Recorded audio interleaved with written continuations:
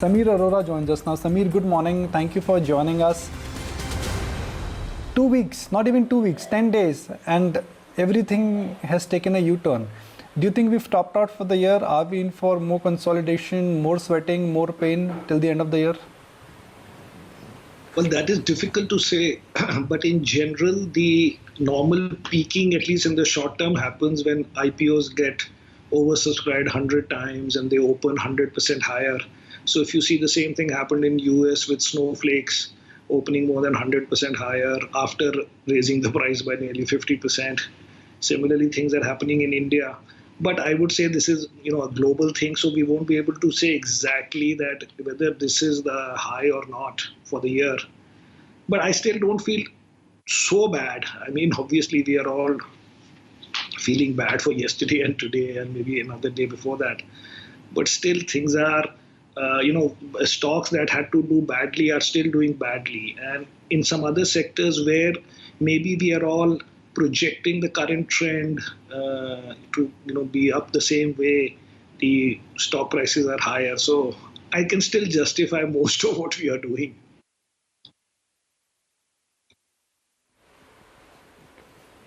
Would you be a buyer on every fall, Samir, or would you wait it out for earnings, better visibility, perhaps clarity on what managements would do? Would you use the decline to your advantage to preempt what corporates are likely to do, or would you really wait for crystal clarity along with the quarterly numbers? No, you will never get 100% clarity. So our thing is that because we are a long short fund, at least in the main fund, so what happens is that we can sometimes cover a few shorts initially and then only go long, or sometimes we trim some of our longs only because we feel that maybe we like the stocks, but they are in a shorter term correction mode. So right now I would say it's the other way around. Maybe 3-4 weeks back, our net was very high at about 76-77%, and now we have it at around 70%. So in theory, we are already higher than our average longer term net, which is 60. So to increase it right now may be more a shuffling case rather than actually increasing the exposure. But the question is whether I will make it 60 or 50, that I'm not planning to do right now. The sector which in a sense has delighted us, Samir, in last couple of months it was pharma, but couple of weeks actually has been IT. Now, is there a frenzy in IT, or this is the new reality which we must accept in IT, both in terms of prices and P multiples? I think that the reality is that in a universe, you have to just separate winner from loser. Now, of course, you can take different horizon over which you analyze that, whether these are winners or losers in a sort of a closed universe of, say, 300 stocks. So I would think that IT is doing well, A, because IT is doing well, and B, because other sectors are doing badly, and therefore there is a shift. Even for us, over the last 6-7 months, we have gone from about 13-14% exposure in IT to something like 22% or something. And therefore, it is even in a sort of in the same fixed amount of money also people would be reallocating, because it is all relative choices that we have to make. Plus, because in India, there is no clear pure tech stocks. So we all buy IT as saying, okay, indirectly we are participating at some level in the US tech market, which is what everybody should otherwise have been doing. And therefore it has this second sort of attraction that pure tech stocks, pure internet stocks are not available in India in the same way that they are in the rest of the world.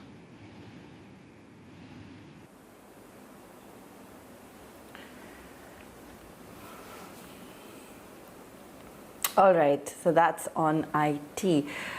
Samir, we were seeing this unusual situation in the world currently where we are seeing the beginnings of what could possibly be a tech sell-off. Jury is still out on that. We're starting to see some amount of trepidation set in even back home, wondering whether or not this is going to build or it's just consolidation at these levels. What's your sense? Is the world watching out for signs of really whether or not we're going to recover past all the coronavirus news with parts of the world continuing to implement fresh lockdowns? Or do you think it's just that the markets are feeling a little overbought at these levels? I think people were more looking at it as overbought rather than thinking that something has gone wrong with Amazons and Facebooks and Netflix. So I would think it is more that we are on our own are not playing the unlock trade in any meaningful way, as in buying theaters or airlines or anything or auto, where the assumption is that things will go back to normal in the next quarter or this quarter or festive season, or somebody will open a theater and therefore somebody will go and see these movies. Because in India, we have all been left to our own this thing, that each person for himself, in terms of saving himself from corona, there would be less comfort that how the system will help you if you actually have the problem. And therefore, at least for India fund, makes no sense today to be buying on hope. So I would think that the work from home and all, which initially, by the way, I must say, the first few weeks of this lockdown, I thought that this cannot sustain. People would feel like going to office. Even I go to office very, very rarely, although technically our office is open now. And it is quite comfortable.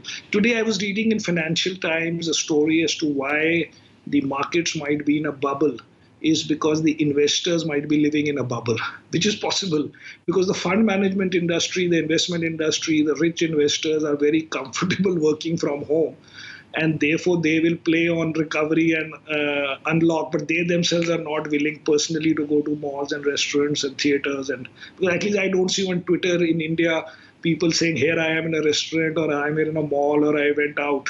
But they all want everybody else to go out. So I would think that still the tech attraction will be there for some time. And this idea that when a vaccine comes, suddenly the work from home stocks will be sold off may happen for a short period of time. But some of these trends are, anyway, they were happening. It is just that the COVID has accelerated them. So they may plateau for some time and all that, but generally these things will go on till they reach a logical conclusion.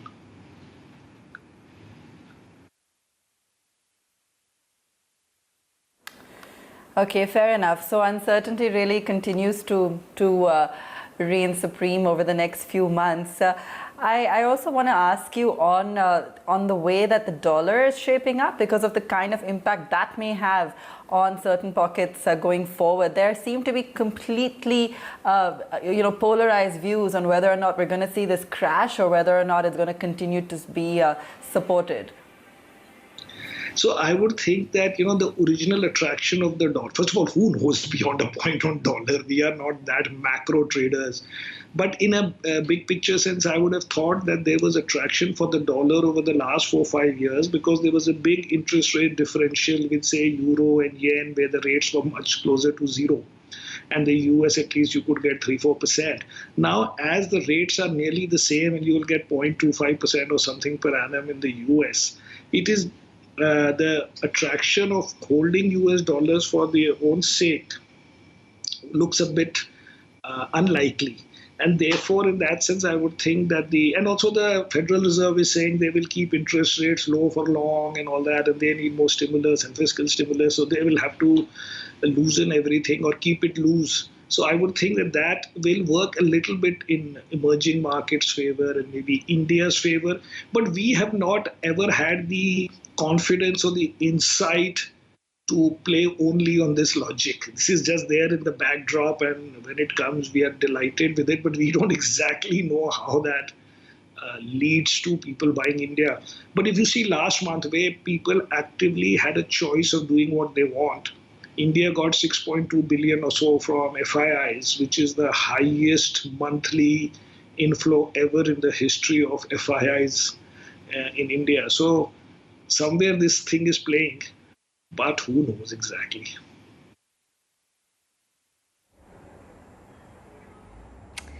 Samir, morning. Speaking of the strength in the dollar as well, we've seen gold fall to that 2-month low. What's the sense that you have as to when it comes to gold, investing in this as an asset class? You got mixed up your questions with what I should be answering, because I am not a macro trader. I am an India equity long short guy, and my gold views are basically for my personal, this thing. I don't when you're presenting or when you're talking to clients, you should have some history and some track record, which on gold I have zero. All I can say is that I personally own maybe 8-9% of my personal net worth in gold, which I substituted from debt. But beyond that, I have no credible claim like I may have on paper of 25 years of outperformance in India. But on gold, who knows beyond a point? But it feeds off the same thing that when I was thinking of, I was planning to buy an apartment somewhere in the world and I was to do that in this summer, which now is not happening. So the rates at which this money was lying were now being offered at 0.25% per year. So I said, go to hell, I'll just buy gold with it. But the general thing is that beyond that, I have no claim to be advising others on gold. Okay, so let's talk about comfortable territory then, and the overall consumption theme, because this as well as a space is lagging considerably on the back of the pandemic fallout. Are you deriving any sort of comfort within consumption, or is this a space that you would wait and watch to see how progress So our thinking is that investment in home.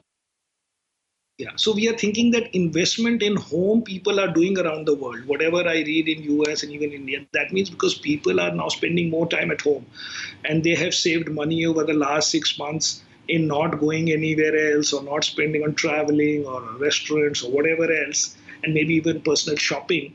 And they are looking at their house and wanting to improve various things. So that is happening. Unfortunately, there are not very many listed companies in that space. But overall consumption at a very macro level has to fall. There is no choice in that because there are job losses, there are increment cuts, there are salary cuts, there are delays in hiring. So at a big picture, it has to fall. But within that fall, I would think investment in home is, a theme wherever it can work. But beyond that, the idea is that I don't like the consumer stocks in India as much as I liked them, say 6 months ago. Again, it's on a relative basis because if the money has to be allocated more to tech or maybe a little bit pharma or even these new internet IT type companies or some specialty chemical or something, from where should that money come? It could have also come from financials, but financial stocks are down 30-40%. So you feel that maybe some part of the problem is discounted. Whereas in whereas in consumer, we have stocks that are up 20% this year after having decline in earnings of 30-40%, and which the 20% rally would have been increase would have been a great performance if the country had done well, the economy had done well, the company had delivered well. Then at the end of the year, you were supposed to make 20%, which would have been a good return. But these stocks are up 20% when the economy has done badly, and those stocks have not been able to totally protect themselves from that lockdown, and their earning has been delayed by, say, 18 months, but the stocks are up as if everything is hunky-dory. And so therefore in consumer, we have reduced our exposure, and because we have to buy these other things and for its own reasons, plus the relative reasons.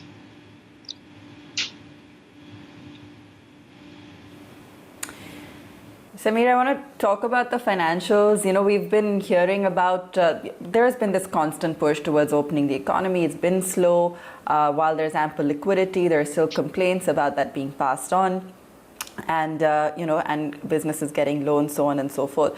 Most of the big banks that we have spoken to talk about how they're well placed naturally and that they aren't seeing too many problems on defaults, etc. But we're just not seeing the banks move at the moment. How's your reading of the situation?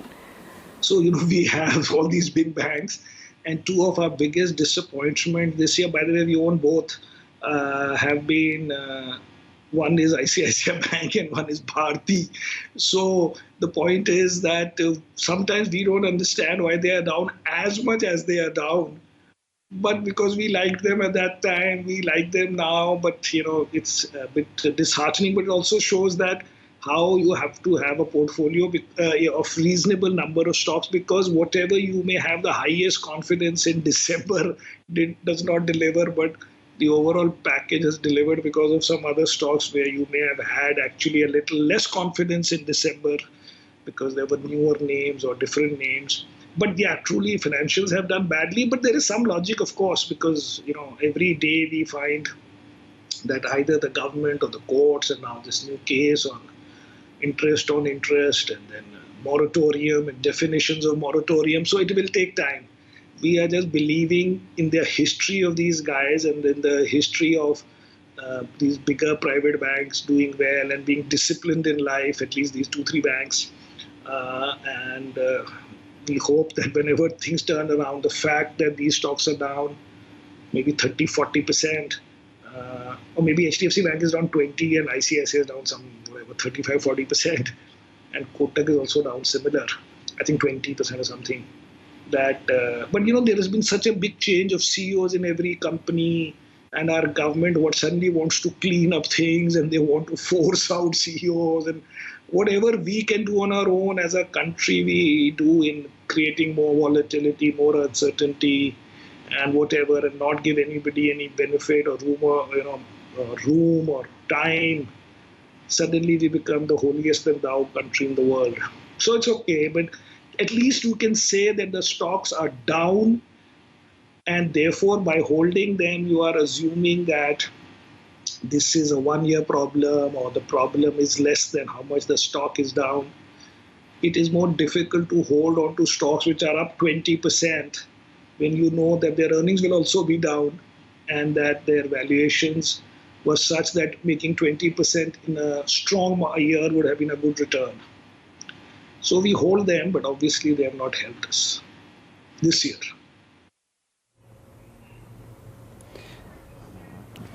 Samir, viewers know that you run a long short portfolio. Some of the short positions which you had a couple of years ago that you went short on metals, ADA group of companies, anything which had debt, you decided and had a broken balance sheet, you remain a structural short. Similarly, you were structurally long for last couple of years on private banks and few IT names. So if you have to, let's say, talk about a structural long and a short trade for next couple of years, where price action could be a function of volatility and technicals, but in terms of a direction, it will be much lower than where it is in coming years, and it will be much higher than where it is in coming years. What would be that assortment? On shorts is that shorts, although many shorts like Telecom we had for maybe 4 years, and some of these other near bankrupt companies or 1 or 2 NBFCs, now we are not looking at them like that, but we have 2 of the highest P, highest rated, actually 3 of the most favored buy and never sell stocks as our shorts. So in short, and there are many others, we have many lockdown shares, auto shares, airline shares, theater shares, movie chain shares, many of them we are short. But the thing is that in shorting, the first idea is not so much that you will make a lot of money, which by the way you end up making only in these bad months, otherwise you actually don't. But the idea is that they should be low probability of you getting squeezed out of shape because suddenly these stocks are up 20% and 15% or even 10% in a settlement or less. And so the idea first is that it should have low probability of going up for whatever reason. It could be very high valuation, very ridiculous assumptions that suddenly people will start traveling, blah, blah, blah. And then it feeds on itself, and because the market is so volatile, it sort of works itself. So just to give you some big picture numbers, because mostly you don't make so much money in shorts over a very long run. So for us, say for 15 years, the market, while we have been investing in this long short fund, the market is up 600% in rupee terms. And we have had, say, 30% short book. And cumulatively, we haven't lost money. But it's not that we made massive amounts of money if you look at it over a full 15-year period. But in various years, because the market itself is up 600%, and therefore in theory you should have lost whatever. But so right now we are making, or we made in some of these months, big amounts so that overall it helps and you're able to get ahead of others or whatever, or index. So I wouldn't say today that I'm talking about, like we had Telecom for 5-6 years, we started the stock at 200 and covered it at like 8 rupees or something.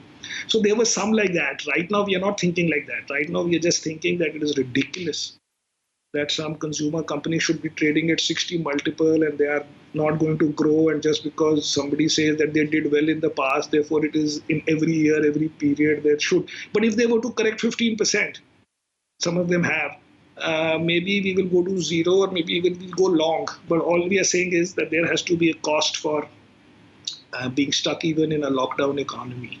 It is not enough to say that I am a good guy, but my sector or whatever has been locked down, so I couldn't grow. Yeah, there's a graphic which our viewers can The see volume since is very low. lockdown. We put Bharti and Reliance together. Bharti is up 4. No, I'm saying, Samir, just for the benefit of our viewers, we've put a graphic on air and I'm coming to you. Bharti is up 5% since lockdown and Reliance is up 150%. So, Samir, you understand, the big picture, the new themes. You've always, in a sense, invested in things which could become large, both in terms of scale and size. How would you play on this entire data migration? You spoke about work at home changing. You're speaking about how people are comfortable working from home. If digital is a new reality, minus Reliance, is there any way else a ordinary investor can actually invest in this whole digital ecosystem? Unfortunately, very few companies are listed. We have InfoEdge and we have India Mart and all, but they are okay. We have some of them, but on this Bharti versus Reliance, we have both. But Bharti has been disappointing. I am unlike other fund managers who says that if I own a stock, then I can't talk negatively about it. If I don't own a stock, then it must be the worst stock in the world. Because there are stocks that we own and now we are upset with them. And there are stocks that we don't have and we feel that we had them and we would even tell. So in Bharti, by the way, we have it from maybe end of last year or a few months before that when that QIP happened. But the thing is that they have not taken any initiative. They are only reacting and justifying what Reliance is doing. Some of the things which Reliance is doing, they could have done. I am now a bit tired of them saying we are waiting for price hikes and all, which, by the way, was also, we also bought on that basis. But now that you look back in hindsight, every day to only say that, and actually, I got upset on the right day, but unfortunately I didn't act. And that was on the day before the Google announcement, which at that time nobody knew that whether the Google announcement will come in, except that the leak had come. Bharti announced that they are doing a major announcement that evening, and then they announced that they are launching some Zoom copy called Blue Jeans with Viacom of US, not Viacom, sorry, whatever that US telecom company. And the way it was hyped up before as if some earth-shaking counter strategy is happening. So in that sense, but we own it because the logic, big picture is still there that they are riding on the industry thing that let Reliance fight and get rid of Vodafone, and therefore we will be the second guy either way. I think they're taking that too seriously. That in any case, even in this competitive landscape, if Reliance cuts prices, okay, doesn't matter because in the end that will just drive out the third guy and then I'll be the second guy. But I think that they should do something more on their own rather than let this be where they're only reacting. By the way, it's one of our bigger positions, maybe in the top 7, 8 names.